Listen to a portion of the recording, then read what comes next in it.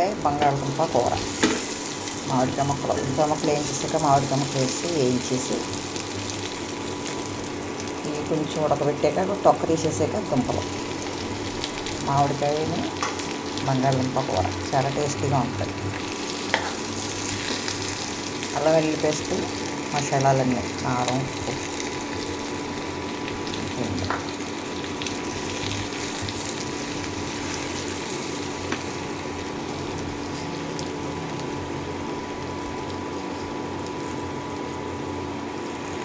కొద్దిగా ఎగిపోయాక వాటర్ వేసేసి మూత పెట్టేస్తాను. చాలా బాగుంటుంది మామిడికాయ బంగాళదుంప కూర.